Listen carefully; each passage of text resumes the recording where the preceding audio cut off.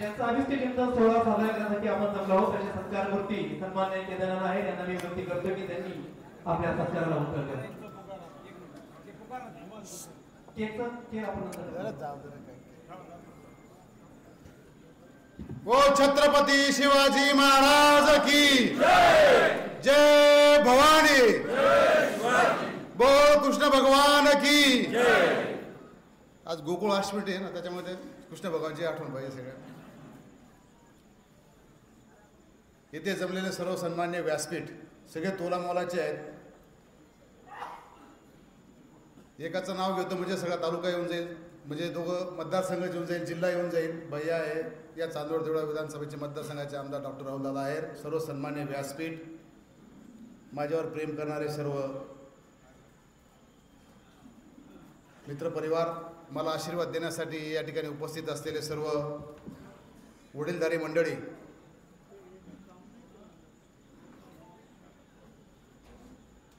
माझा जो सत्कार केला, सत्कार समितीने मला 2 माणसं या ठिकाणी निवडलेत. एक मराठी शाळेमध्ये शिकवायला होते ते किवा निकम, आणि दुसऱ्यांदा कॉलेजमध्ये शिकवायला असलेले RK पवार सर. मी तिथं त्यांना बघितल्यानंतर मी आज धन्य झालो की ज्यांनी मला घडवलं, मराठी शाळेतलं शिक्षण दिलं आणि कॉलेजला पण शिक्षण दिलं, शिकवलं, संस्कार घडवलेत.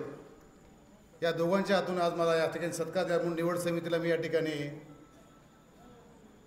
आभार व्यक्त करतो.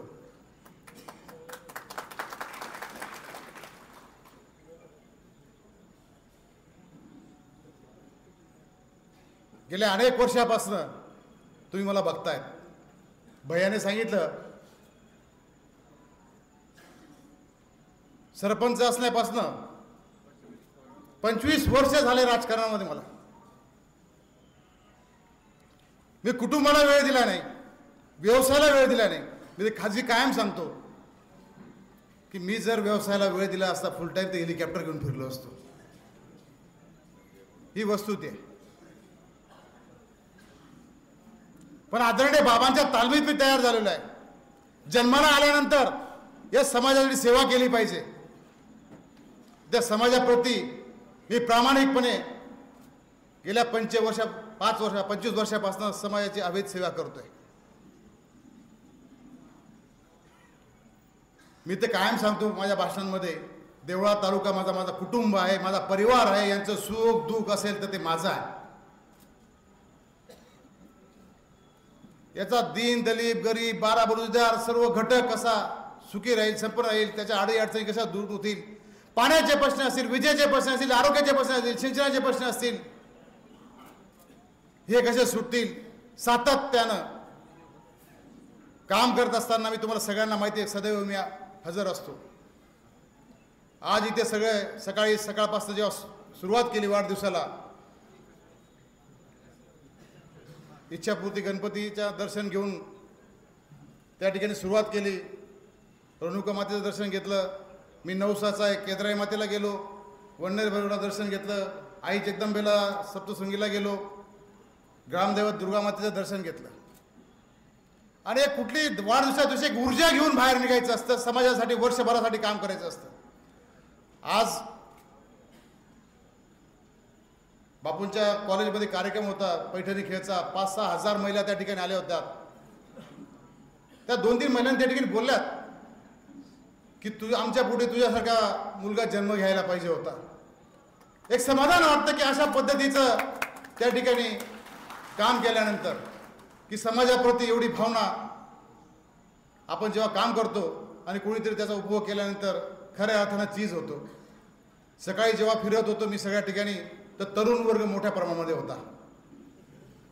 सायंकाळ झाली आणि हे सर्व वडीलधारी मंडळी, टोपी, सगळे व्हाईट ड्रेसवाले, सगळे पहिले टी-शर्टवाले, जीनवाले सगळे होते संध्याकाळपर्यंत. आता सगळे वडीलधारी मंडळी. आज माझ्यावर जे जडणघडण करणारे होते बरेचसे मंडळी आपल्यातून निघून गेलेत की ज्यांनी बघितलं की केदारनाथामध्ये मला त्या ठिकाणी बघायचे. ज्यावेळेस देवळा तालुक्याची निर्मिती झाली की केदारनाथाने त्या ठिकाणी आमदार व्हायला पाहिजेत.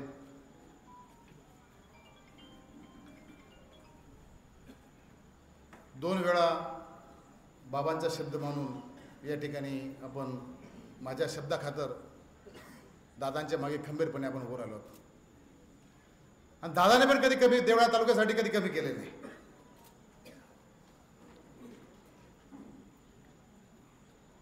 पण मला पण मन आहे, माझी पण इच्छा आहे, माझा लाडका भाऊ आहे,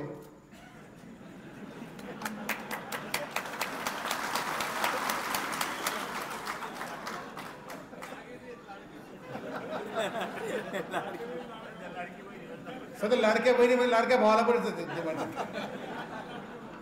आणि इथं पण जेवढे बसले आहेत लाडके भाऊ, यांनी जर ठरवलं तर मुंबई दूर नाही. दादाने मगाशी सांगितलं की माझा स्वभाव जरा कमी बोलतो, बाबांसारखा नाही, तुझ्यासारखा नाही, पण तुझा हेवा वाटतो दादा मला. लोक पण अभयान कडक आहे, दादा बराशे काय म्हणतात, दादा कळतच नाही आमले. तू तरी बोलीन मोकळा, चांगलं वाईट बोलीन मोकळा. दादा बोलत पण नाही, काय म्हणत नाही, न सांगता काम करस पण. हा चांगलं काम करतो बा. तसं नाही, भैयाच्या भाषेमध्ये नाही, भैयाच्या भाषेमध्ये नाही म्हणत. प्रत्येकाची एक जडणघडण असते. कारण माझं जीवन जे आहे, मी घडलो ते संघर्षातून घडलेलं आहे. मला प्रत्येक गोष्ट संघर्ष करावा लागलेला आहे. सहजासहजी कुठलीच गोष्ट आजपर्यंत मला मिळाली नाही, कुठलंच पद मिळालं नाही. भैयाला माहिती आहे, मजूर फेडरेशनच्या चेअरमन व्हायला निघालो होतो. भैया काय सगळे माणसं आपण गोळा केली, चार शिवाजीरावांचा चेअरमन होऊन गेला. भैयाने सांगितलं खटकी पडी का काय करत बुवा. गोपाळराव गुळवे आमचे नेते होते. भैयाला म्हटलं गोपाळराव गुळवे आता कट, तू मीच नेता आता तिथे. त्या दिवसापासून तर आजपर्यंत भैयाची माझी मजूर फेडरेशनमध्ये सत्ता आहे आमची दोघांची. मी चांगल्याला चांगलं, सगळ्यांना माहिती माझा स्वभाव, मी चांगल्याला चांगला, वाईटला वाईट. पण मी भावनिक तेवढाच आहे. मला बरेच सांगतात नाना तू पण नारळासारखा शास म्हणे, वरून कडक शास, मधून नारळासारखा खोबरासारखा नरम शास म्हणे. खरंच आहे. मी मला समजून घ्या, तुम्ही पदरात घ्या मला तुम्ही. मी तशा नाही पाणी शपथ काही सांगत.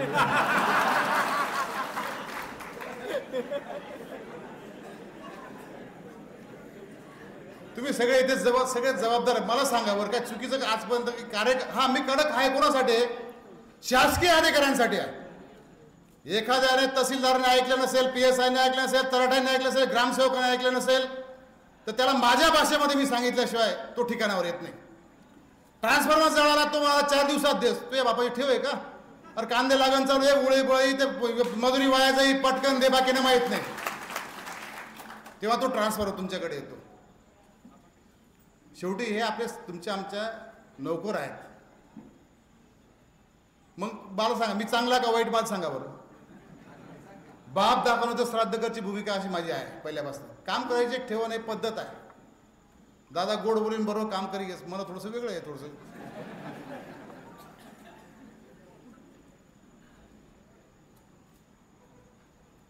मला आज मोठी अपेक्षा होती, दादा मला बर्थडे गिफ्ट देतील म्हटलं काहीतरी.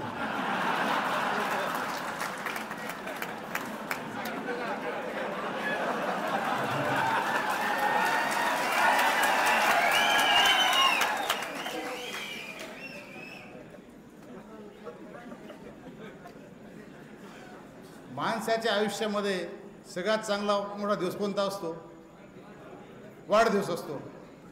आणि आपलं घर पूर्ण हट्ट कया लहान पोऱ्यानं मला चॉकलेट पाहिजे, मला ड्रेस पाहिजे, मला काही बी घे द्या, मला चप्पल. आपण घी देतस का नाही? खरं सा घी देतस का नाही? दादा माझा हट्ट आहे, मला मुंबईला जायचंय.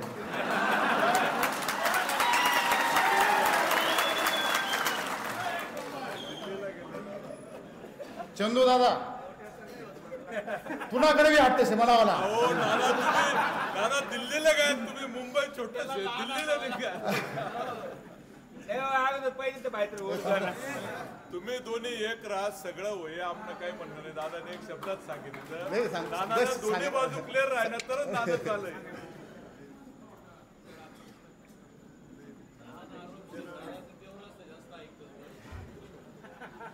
कसं असतं माणसाच्या आयुष्यामध्ये काहीतरी एक मस्त काहीतरी एक की मला बंगला बांधांचे, मला गाडी घेवायचे, मला ट्रॅक्टर घेवायचे, असतं का नाही?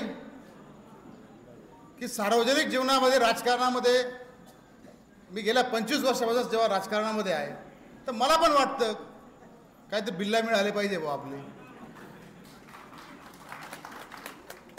निश्चितपणानं या ठिकाणी सर्व सन्मान्य व्यासपीठ इथे सगळे जमलेत, मला आशीर्वाद देण्यासाठी आलेत.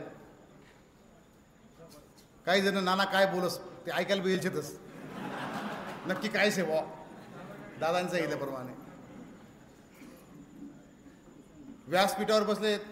जाधव साहेब काँग्रेसचं सध्या काम चालू आहे त्यांचं, ते जरांगे पाटलांकडे जाऊन आले. संजय भाऊ अजून कोणचे इच्छुक उमेदवार आहेत? माळी साहेब आहेत आमचे BJPचे तिकीट मागू राहिले. बापू तर आपलं काही नाही ना, पंडित बापू